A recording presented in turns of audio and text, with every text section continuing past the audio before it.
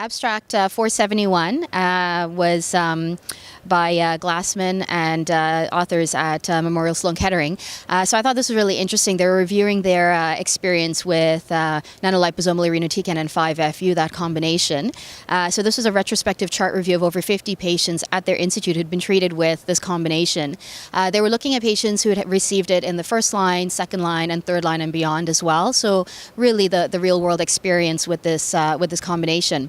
And again, it's pretty similar to what's been published previously in terms of the Napoli study, in terms of the most common reasons for dose reduction, again with fatigue and diarrhea. And they also observed that dose reduction was not associated with worse outcomes, which is reassuring. I think the clinical benefit of the regimen was actually very interesting, and the most interesting part of this.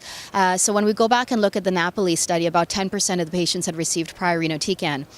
In the Sloan Kettering series, the patients were about 50-50 in terms of receiving prior FOLFIRINOX versus gemcitabine and Abraxane, which is kind of what we see in most clinical practice. And patients who had received prior FOLFIRINOX then may have received second-line Gem-Abraxane and then gone on to receive Onivide with 5-FU in the third-line setting. And patients who had received first-line Gem-Abraxane may have gone on to receive Onivide with 5-FU in the second-line setting. What's particularly impressive is that the median overall survival in the patients who had received second-line treatment in that sequence was about 23 to 25 months, which is probably the best overall, not probably, is the best median overall survival that we've seen in pancreas cancer. And I think it also answers another question that we've had since the publication of the Napoli study. Because only 10% of those patients have received prior irinotecan, we were left with questions as to how valid this regimen was for patients who had received prior irinotecan, such as in the combination with FOLFIRINOX. So now we see that in patients who had received FOLFIRINOX and prior irinotecan, if you stratify those patients in terms of those who had progressed on irinotecan versus those who had not progressed, the patients who had come off treatment but had actually not progressed on irinotecan still derive benefit. I think their median PFS was over 5 months versus over 2 months, and the patients would actually progress on irinotecan. So this also gives us some information in terms of how we can use this regimen.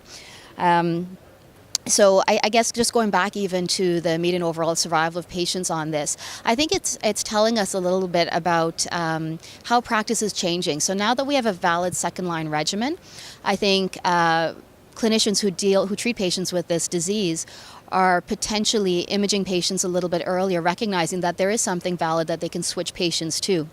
There was another abstract that I'm just going to mention really briefly. It's from the BC Cancer Agency, looking at patients who received second-line therapy. And again, this was before Onivide really was commonly used in clinical practice.